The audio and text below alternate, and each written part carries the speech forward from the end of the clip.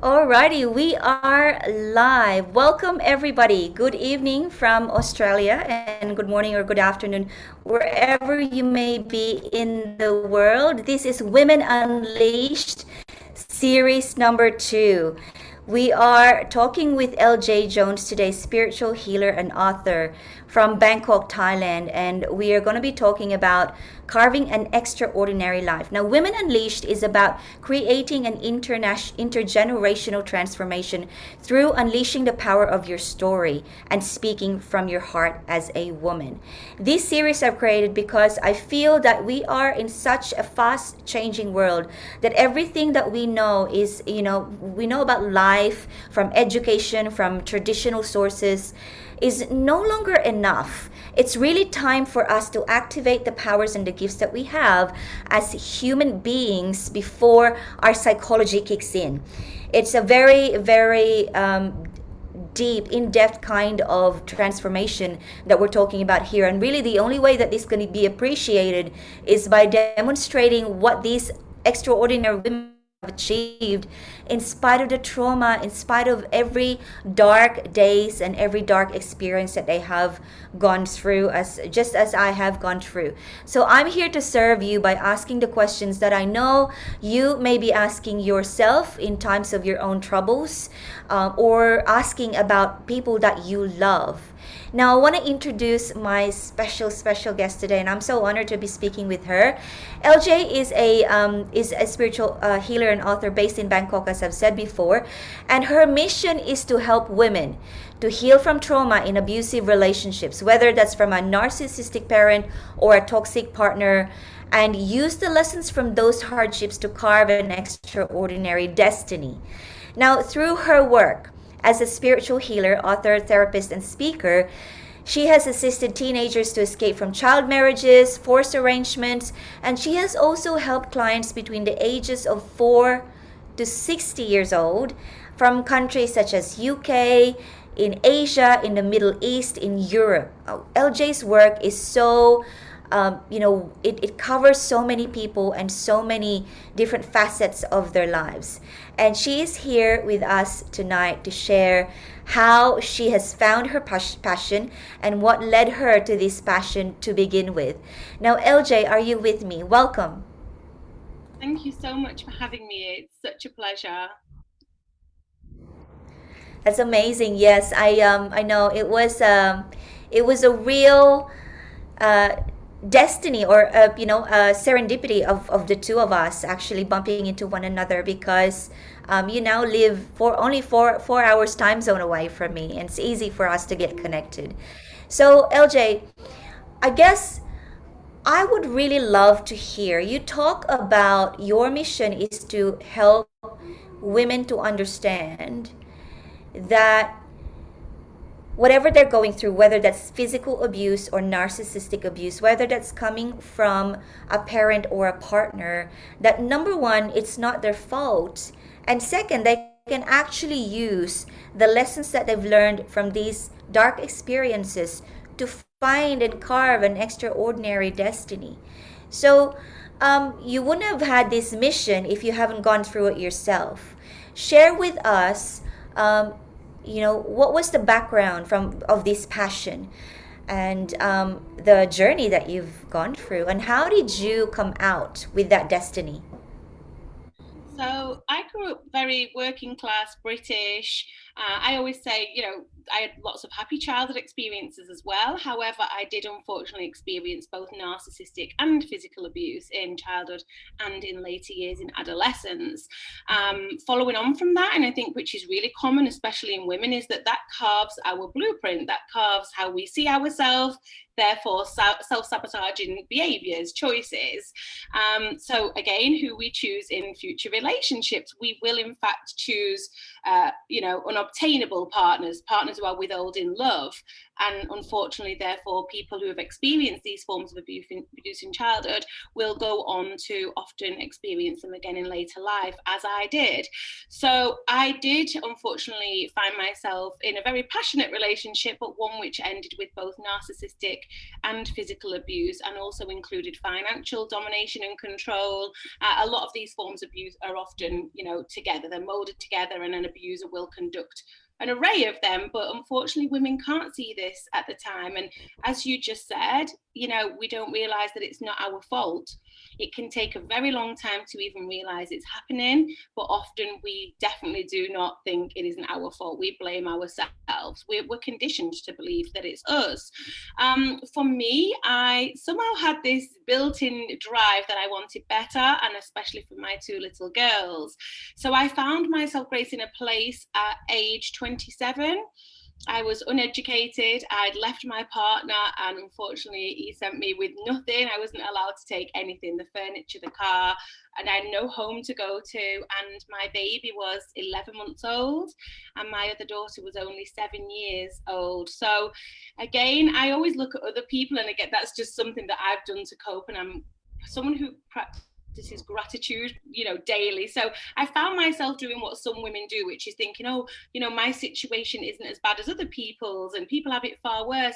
However, your situation, if that is your terrible situation, is valid, and it can be, in the depths of despair. And, for me personally, being 27 and having these two baby girls and no home to go to, I'd gone from having a beautiful home, businesses, but everything was in my partner's name.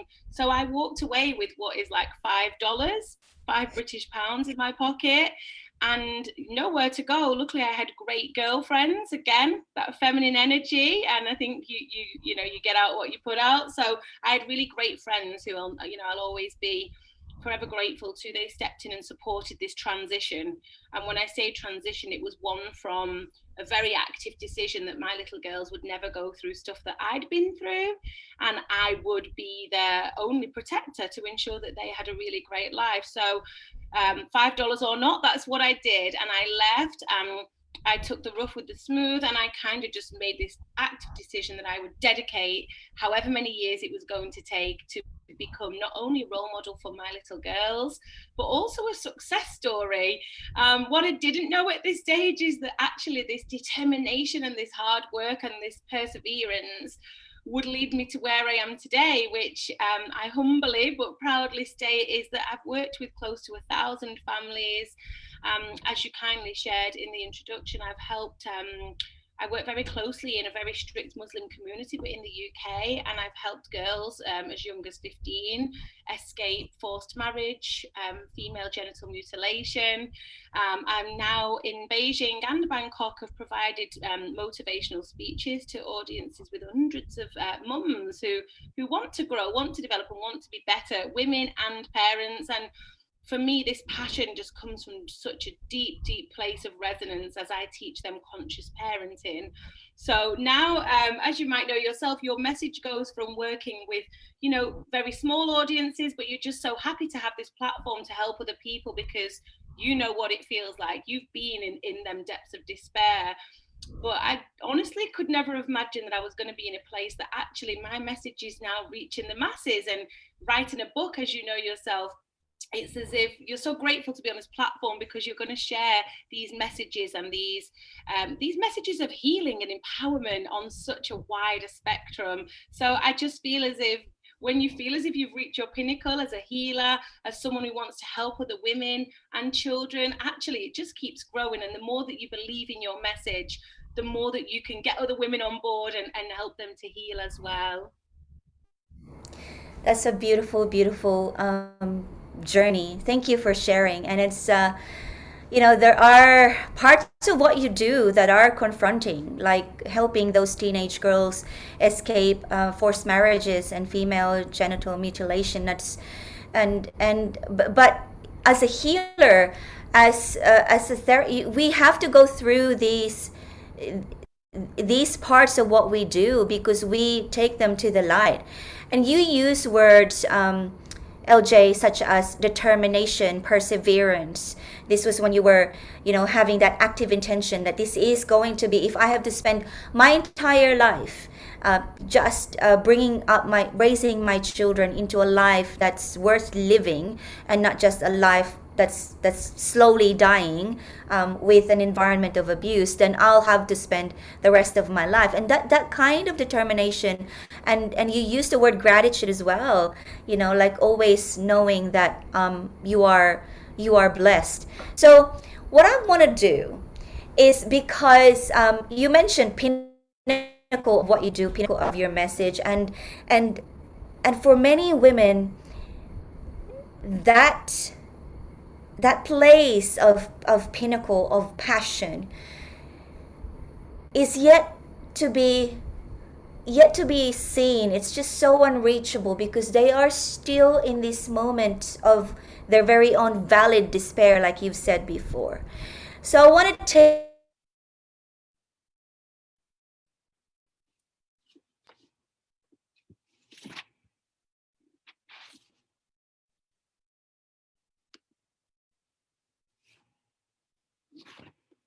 view that one of the hardships that you've also gone through is not only physical and narcissistic abuse from a psych relationship that you've kind of repeated coming from your childhood, but also watching a loved one pass away, like literally being there as that happened.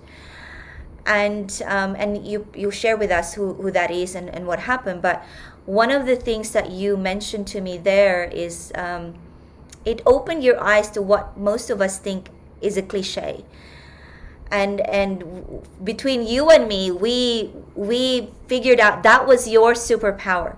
So please share with us what were the other hardships that really put you to the test, and how did this superpower come about, and how did it play a role so that, again, once again, 5 years later on, you find yourself in a situation where you left with €5, and you then again had to find a superpower and hold on to it in a different situation and really rise up. So share with us this beautiful story, please. Thank you for such a wonderful question, because I do believe that all women, all people, but especially when we have a superpower, we're so strong and we're so blessed to be women and have a purpose and so much love to give. So yeah, it's a really great question. So another really poignant loss in my life and hardship was watching my father pass to addiction when I was 22. I was already a young mum at that point, and my dad was, for his fault, someone who I really did, adore, and he died from alcohol abuse. So we discussed earlier with it, like with abuse, it's something that many people suffer so much, not because we think it's just the person who has the addiction, but it doesn't. It spreads out and it affects everybody in the family in so many different ways. So yeah, it was quite hidden with my father because we had a nice house. He worked full time. He wasn't it might spring to your mind when you think of an alcoholic, but everybody is built differently. And unfortunately, my dad, was given only 5 years to live, but he didn't manage to kick the habit. So at 22, I held his hand and I watched him pass and lose his life. And for me, as I said, it sounds like a cliche, but as catastrophic as that was, and there's not a day that goes by now, even so much later in life, that I don't think about him and don't miss him and wish he was here to watch and celebrate my wins. But I actively made a decision, with even just in the days that followed after watching him lose his life, he was only 44, that my gosh, we are not here for a dress rehearsal, that we don't get a second chance. Like, life is so precious. Even though I was a single mum, I was in my 20s, I had begun using whatever money I had to travel, took my daughter and then my second daughter traveling. Even my little girl, she's been to over 18 countries now, because it's just been this zest for life in me. I used what was probably the most profound loss in my life as a positive. I accepted that I've lost him. There wasn't anything I could do. but I'm going to use this as a positive in whatever ways and means I can. There has to be a positive to come out of such a terrible time that any of us go through. And we all have a different terrible time. We all have a different worst story or worst depth that we sink to. But I do, with all my might, believe that there's always a positive underneath that. We just have to search it out.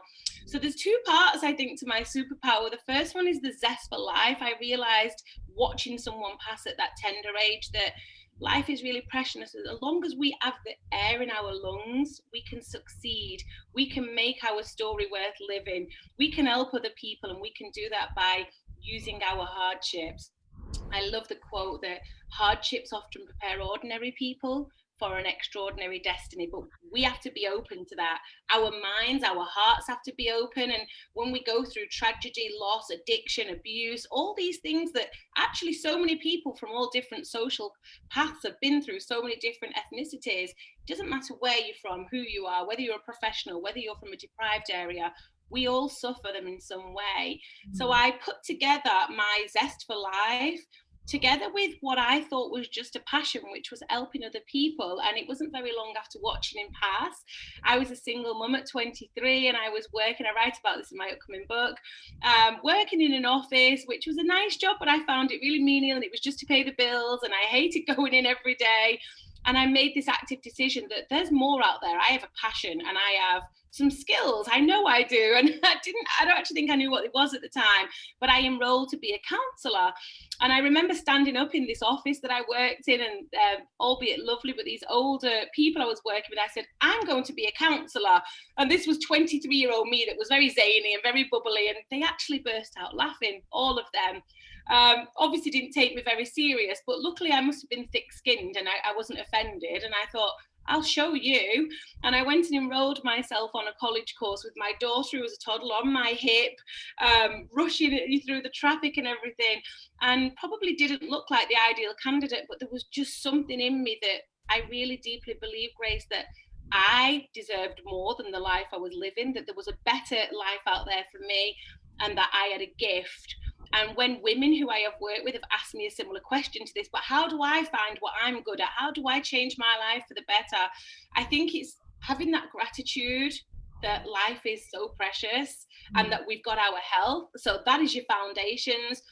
And what I always say is finding something that is your passion. You will be good at it, because if we're passionate about something, we have the energy for it. We have the perseverance. So for not everybody, it's going to be helping others. But I think I was really blessed that I found my niche. And as I said before, I've just kept building on that.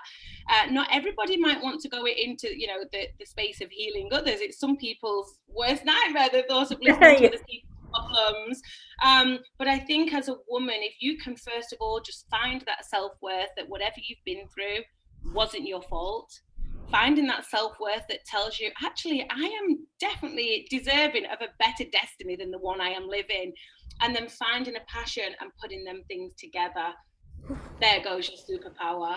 Whoa.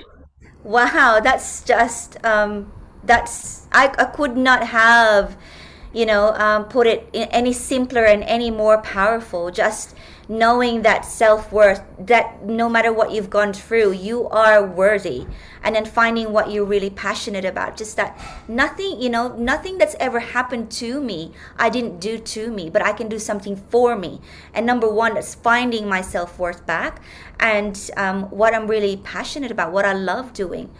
But LJ, I want to, because you were 23. Wow, like that is young and deep. Like to have such depth at a young age, with bobbing the hip, and I feel this, and therefore I'm gonna go for it.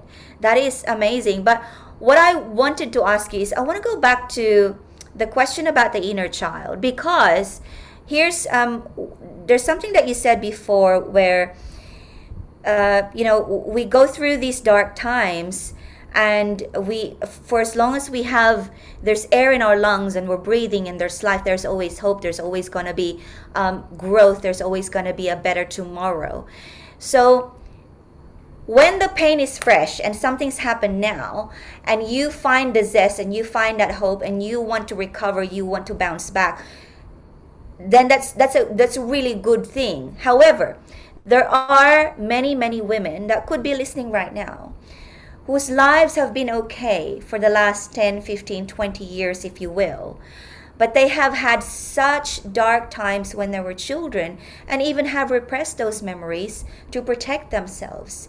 And so, what that does, it makes it really difficult to reconnect with the inner child, which is so needed in order for us to find our passion. Now, how would you recommend if someone is going through this kind of scenario?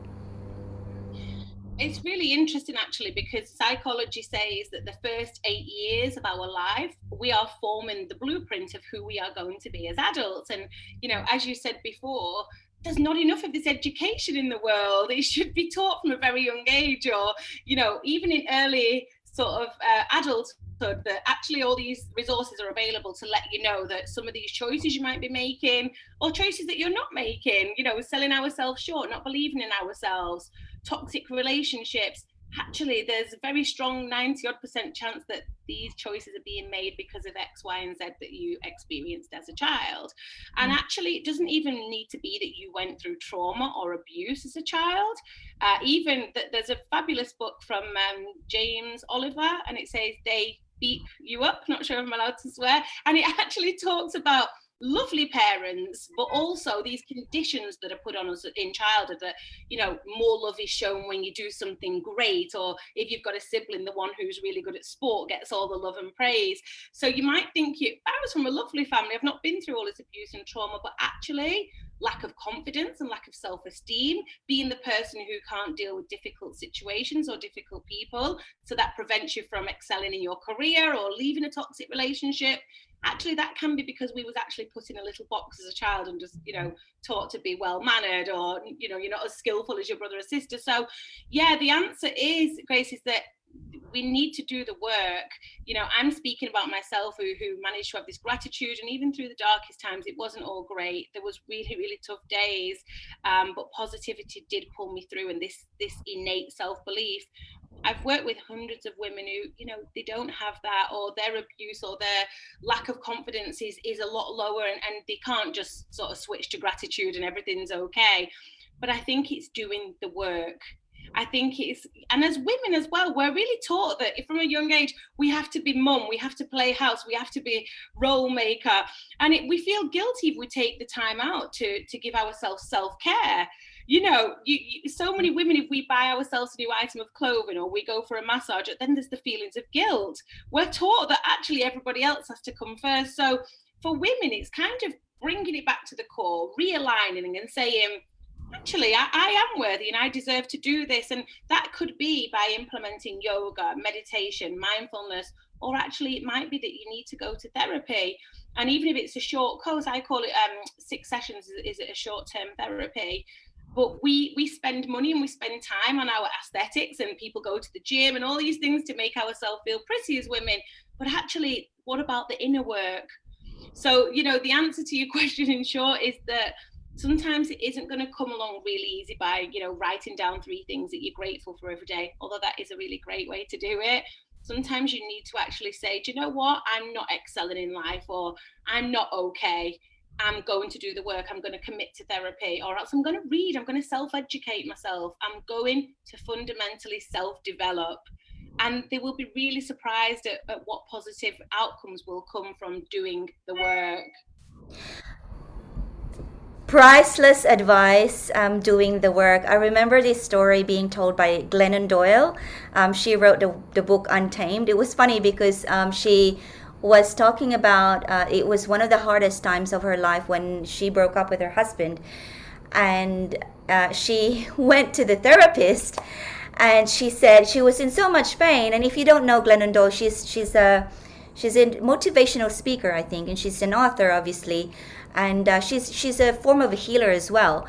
But she said to the therapist at the time, I am in so much pain right now that I believe I am not in the position to waste this pain. Your job as my therapist is to help me find the reason for this pain. I cannot waste it. And you mentioned something like this before, LJ. And then further on, she also talks about the therapist was going, yes, Glennon, I agree. And what we're going to do is you need to do the work, you need to do the work. And she was telling the story of I had to do the work, I had to do the work. And it's three basic words: do the work. But what does that look like? For example, like you alluded to that, LJ, if it has to be seeing someone, talking to them to process how you feel or what you're thinking, then so be it. It could also be self-development. Like you said, we are in the age of self-development. I mentioned this before. A lot of people, for example, take up courses not exactly to become teachers of those courses, but to self develop. I myself, I've done the work through my own stuff. Like I wrote my book. I did all the healing through transformative journaling, and I actually walked for 6 months straight every day, rain or shine, as part of the healing. I had to do it. Was this energy was just like pouring out of me, and do it. And lo and behold, it was because I could cry when I'm walking in front of strangers and not care, instead of crying at home. But doing the work is a thing that is a little bit daunting to listen to. But my job here is to illustrate to you ladies, by talking to people like LJ. She's done the work and she's found her passion, and she's at the pinnacle of her career. Now, LJ, my next question is this: how do you help women who want to access something great in them? Like you mentioned before, there are women who are not as self confident as some of us, so the levels are different, right? So tell us one level, and how do you help them access their highest self? I mean, being a therapist and again working cross cultural and with hundreds and hundreds of families now, you do learn that also a really important point is that what is an achievement for someone, it's too big. Like, not everybody wants to go and speak on a stage and do a TED talk, or not everybody wants to go and travel the world. Actually, what brings some people a lot more happiness and inner peace is just simply having confidence, or cutting off toxic people. I did a speech once in Beijing to 260 educators, and on one of my slides I spoke about learning the power of saying no. And I got so much feedback out of everything that I designed for this presentation. So many women came to me and emailed me afterwards saying, thank you. I didn't realize how much not being able to say no, being a people pleaser, was really preventing me from just being happy. Or, I was using my resources, my time, my energy to please everybody else. And now I'm going to start saying no because it's not selfish. So, some people come to therapy for just things like that. And I say just things like that, but it can have profound changes in their life, and they can feel like a new woman because actually I'm going to start doing what pleases me. Not everybody deserves your time and your energy and your resources. So some people want to come to therapy to make these changes in their life. Some people want to come because, as you say, they know they've got something special inside of them that isn't being utilized, whether that's they want to work in marketing or as a therapist, or they want to travel the world, or they want to be a creative, a painter, a writer. There's all these different creative people.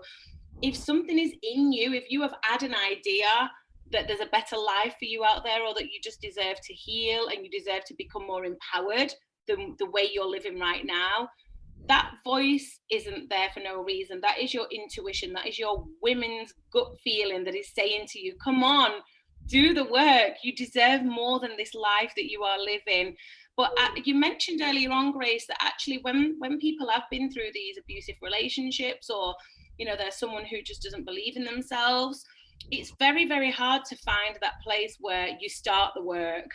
Because especially women who have been in terrible relationships, or a parent is often the reason why people come to therapy. These women have been told for so many years, or in such a very aggressive way, that things are your fault, you're not worthy, you'll never be that, you'll never do that career. So when people tell us that, them limitations become so embedded in who we are. I talked earlier about the blueprint that we carve as children, that you're actually unraveling all these things that you've been told and all these horrible experiences you've been through. So it takes being really kind to yourself. It takes giving yourself some compassion, and the sprinkle of self-belief. I always say these words don't begin with self for no reason. So self-worth, self-belief, self-love, self-compassion. They are there because we need to sometimes just stop, and it's not selfish. We need to actually stop and just take care of ourselves to do the work. Yes. Such delicious topic for me. And what I've heard from what you said then is, it doesn't have to be anything.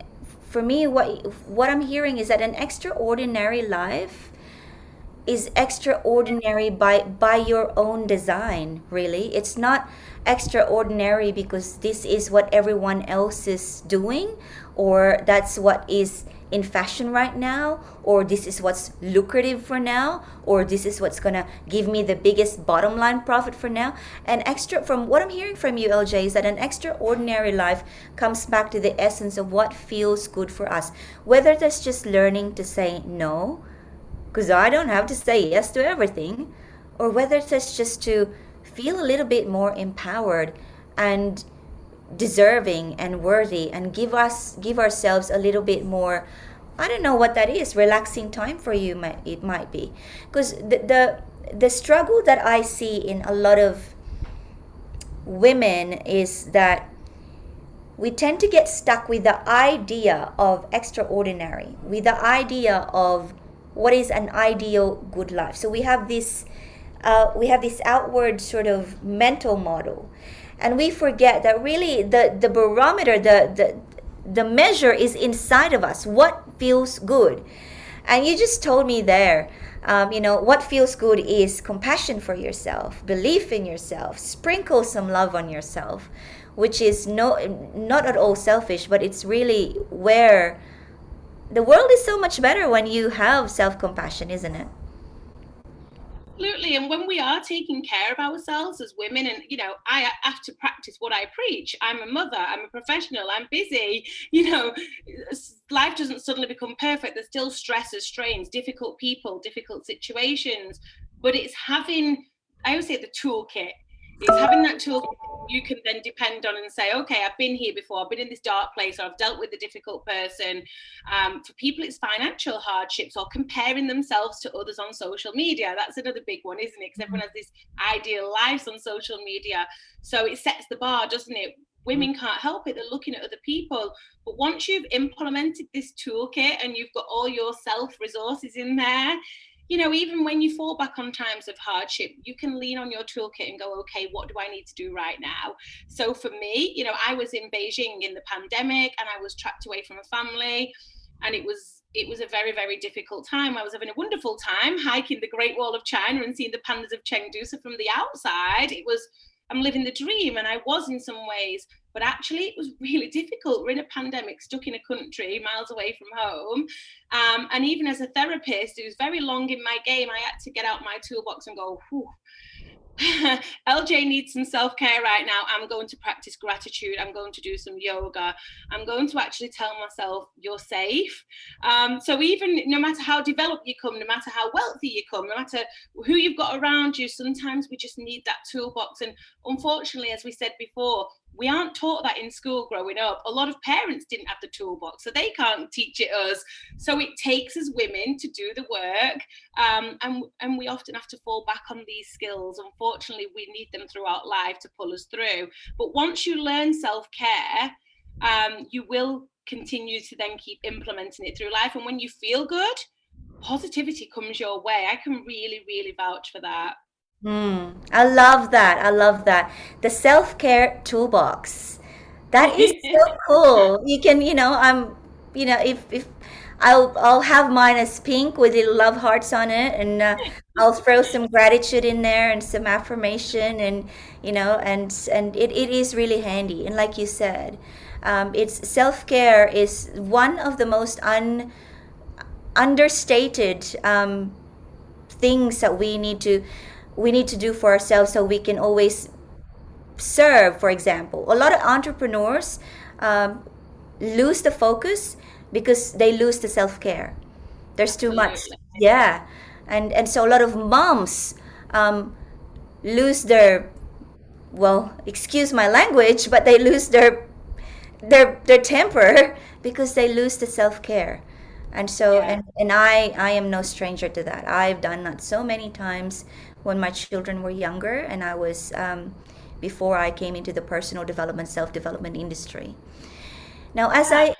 I go on, No, I yeah. was just gonna say I'm doing retreats in Thailand at the minute. There's one in October in Phuket, and it's fascinating. Like, I mean, obviously we are women healers, we're women empowerers, so it's really exciting. But the array of women that are coming forward for a spot on the retreat, there's professional women, busy women, mums who just need a break because we're going to do yoga and mindfulness, and it's getting me so excited because I can't wait to put these women together and go like they're going to inspire and be inspired. It's just amazing what women can do when we come together. That's beautiful.